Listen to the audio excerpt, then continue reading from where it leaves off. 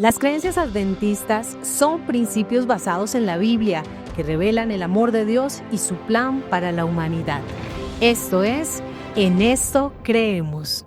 Bienvenido, querido amigo, a este estudio importantísimo de las Sagradas Escrituras, y llegamos a la creencia número 7, la naturaleza humana.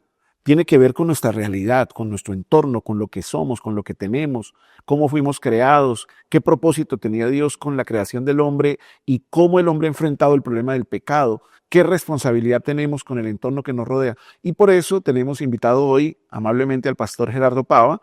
Él es líder también de nuestra zona aquí de las iglesias en la ciudad de Bogotá, y él está con nosotros. Pastor, gracias por estar aquí con nosotros. Muchas gracias, pastor. Es una alegría y gracias por la oportunidad de compartir. Muy bien, queridos amigos, la palabra de Dios nos muestra en Génesis, pastor, la creación del hombre. Si vamos a hablar de la naturaleza humana, tenemos que ir a Génesis y tenemos que ir al comienzo de la historia humana. La Biblia dice que el hombre fue creado a la imagen de Dios. Y esto es una declaración bien trascendental e importante. Pastor, ¿a qué hace referencia la Biblia cuando menciona que fuimos creados a la imagen de Dios? Muy bien, el hombre, así como usted lo menciona, Génesis capítulo 1, versículo 26 y 27, declara que el hombre fue creado a la imagen y semejanza de Dios. Ahora, ¿a qué se refiere esa pregunta que usted hacía? Claro, se refiere a que el hombre fue creado con las dimensiones, ¿no?, morales y espirituales de Dios, ¿no? Entonces ya allí hay como un contexto. Ahora bien, aunque la Biblia menciona que fue creado a la imagen y semejanza de Dios, la Biblia también presenta que algunos hombres como Moisés, Aarón, los 70 ancianos, vieron a Dios. Eso nos lleva a intuir, pastor, que definitivamente Dios, aparte de ser un ser espiritual, también tiene que ser un ser personal y posee una forma personal. Así que esa es la manera como le damos respuesta a esa pregunta. ¿Fue el hombre creado a la imagen y semejanza de Dios? Así es, fue creado a la imagen y semejanza de Dios con esas dimensiones morales y espirituales. Sin embargo, la Biblia nos lleva a intuir que Dios de alguna u otra manera tenía una forma y posee una forma personal.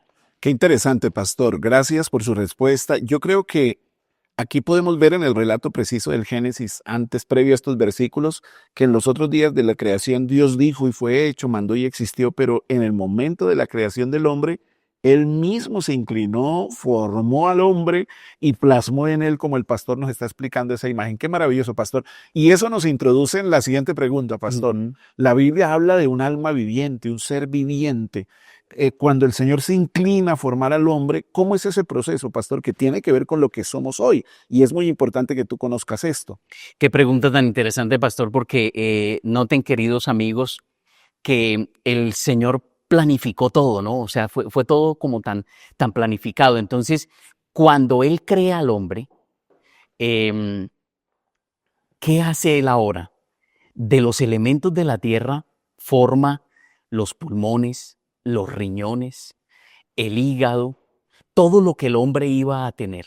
Pero allí, como tal, no tenía vida, ¿no? No tenía vida. Y luego de que Él forma de esa manera tan perfecta y cada órgano en su lugar, ahora Él hace un soplo de vida. Y llega el hombre a ser entonces un ser viviente o un alma viviente, ¿no? Es la manera como el Señor, de una manera tan organizada y perfecta, tenía todo como en su estricto plan y estricto cumplimiento. Pastor, más adelante cuando estudiemos la creencia número 26, que tiene que ver con la muerte y la resurrección, vamos a ampliar un poquito ese detalle, pero es necesario que aquí lo mencionemos. Hablar de alma para algunos genera un poquito de distorsión, ¿no? Alma viviente. Genera algo de distorsión porque debido a las enseñanzas filosóficas y griegas que han tratado de confundir un poquito este concepto, el alma se ha identificado, pastor, como algo etéreo que está por ahí volando, ¿no? Pero ¿es realmente el alma algo etéreo o está dentro del contexto bíblico natural de la formación misma del hombre? Muy bien, el hombre definitivamente fue creado con tres unidades indivisibles, O sea, no puede separarse una cosa de la otra, ¿no? Y si existe una, también existe la otra. Entonces, Dios creó al hombre con esta unidad indivisible que es espíritu, alma y cuerpo. Y cuando la Biblia menciona la palabra alma, se refiere al mismo ser, al ser completo. No se está refiriendo a algo separado del cuerpo como tal. Sí, qué importante. Mire, el idioma nos ayuda, pastor. Yo no sé, yo hace mucho tiempo era más dispuesto a ver partidos de fútbol y escuchar a los comentaristas deportivos, pero puedo recordar que en alguna ocasión escuché una declaración de un comentarista deportivo que decía, hay 25,000 almas en el estadio. Y cuando yo escuchaba eso decía, ¿será posible que el periodista se esté refiriendo a espíritus que están deambulando? Porque si así fuera, todos saldrían corriendo, 25,000 almas deambulando por el estadio. No, él estaba en referencia a personas que están allí, hombres, mujeres que se sentaron, porque el alma, como explica el pastor, es una unidad. Exacto. Ahora, pastor, indivisible. no se puede dividir. No se puede dividir. Solo sucede una división que da cierre a esta experiencia de ser un alma viviente, un ser viviente cuando llega la muerte. Así es. Cuando hay una separación, ¿no, pastor? Entonces, cuando llega la muerte, sencillamente el elemento natural vuelve a la tierra y el espíritu vuelve a Dios. No queda volando, no queda, porque no, es indivisible, ¿no? No se puede, no puede vivir sin el otro. Entonces, cuando existe la muerte, sencillamente el cuerpo vuelve a la tierra y el espíritu, el alma, vuelve a Dios que lo dio. Así es, muy bien. Ahora, pastor, el ser humano fue formado a imagen de Dios. Dios tenía un plan perfecto, quería que el ser humano disfrutara, pero tristemente llegó el pecado, con el pecado la muerte. Pastor, ¿cómo se originó el pecado? ¿Cómo el pecado afectó el plan perfecto de Dios en el Edén? Y cómo eso tiene implicaciones para nosotros hoy, en este año. Para ti que estás allá escuchando o viendo este mensaje, tiene una implicación, pastor. ¿Cómo es este tema, pastor, del pecado en la naturaleza? Ok, muy bien. Le respondo de la siguiente manera, pastor. El pecado, el concepto básico de pecado es la transgresión de la ley y es querer ser o ocupar el lugar de Dios. Entonces, ¿dónde se originó el pecado? ¿Se originó el pecado cuando Adán y Eva pecaron? No, el pecado, según la Biblia nos lo presenta, se originó en el cielo, en Lucifer, ¿no? Lucifer fue creado perfecto, era un ser creado perfecto, pero él quiso precisamente ser igual a Dios, ¿no? Y entonces allí empezó a marchitar su corazón y comenzó contagiando a los que estaban a su alrededor y luego esa transgresión la llevó finalmente a la tierra, ¿no? Ahora, usted me preguntaba que hubo consecuencias. Claro que hubo consecuencias. Lamentablemente, el ser humano, ahora en la tierra, en el plano de la tierra, el ser humano vio consecuencias inmediatas, ¿no? La primera consecuencia es que la relación se destruyó. La relación entre el hombre y Dios se destruyó. Note que la primera reacción es que el hombre va y se esconde, ¿no? Va y se esconde. Entonces, existió, se comenzaron a culpar, ¿no?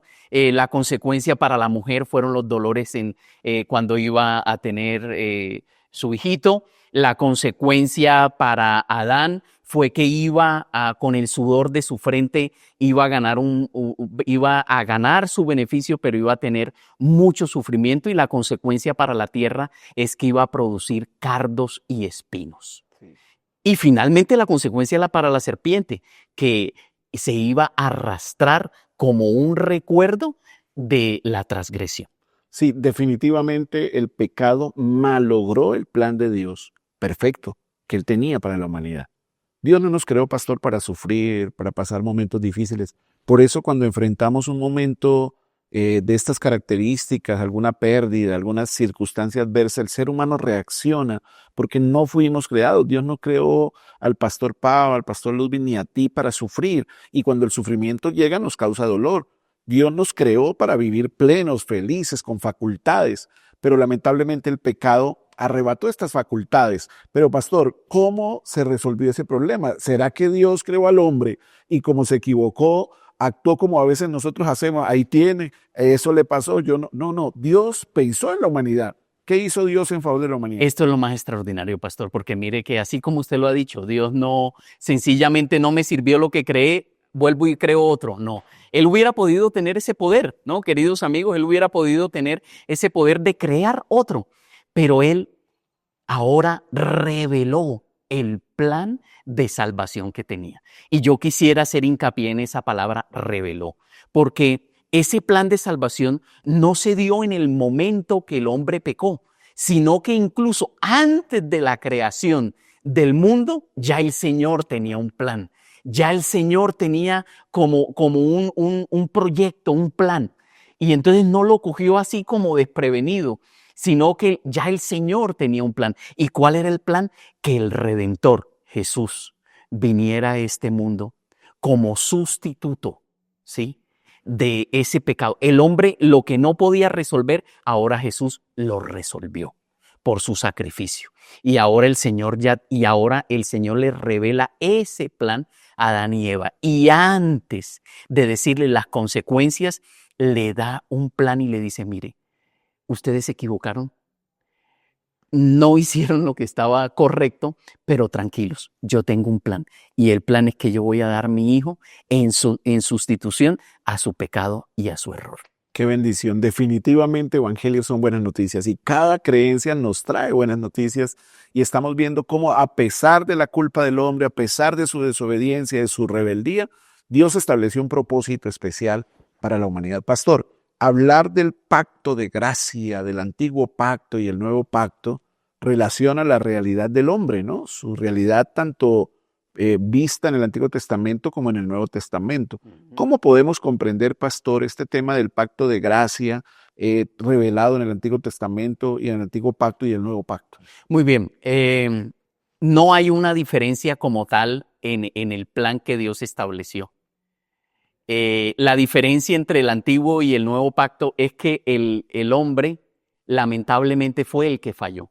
Y ahora, sencillamente, Dios le dice al hombre, mira, hagamos una cosa, hagamos un nuevo plan, ¿sí? Porque es que yo me imagino a Dios de una manera como muy fresca, muy natural, diciendo, hagamos un nuevo plan.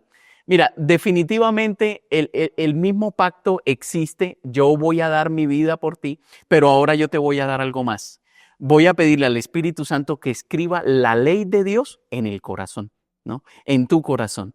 Entonces, esa realmente es la diferencia entre el Antiguo y el Nuevo Pacto, que ahora la ley de Dios es escrita en el corazón del hombre. Qué bendición. Indiscutiblemente, Dios siempre ha procurado resolver la dificultad del hombre. Así como el pastor lo mencionaba ahora, el pacto se hace una realidad, ese nuevo pacto, por beneficio del hombre, para que el hombre ahora experimente el gozo de obedecer desde su corazón y vivir para Dios. Pastor, definitivamente estudiar la palabra de Dios tiene un significado muy especial.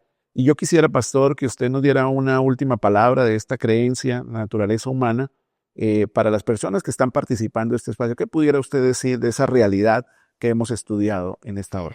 Muy bien, finalmente Dios, su máxima obra fue la creación del hombre y la mujer.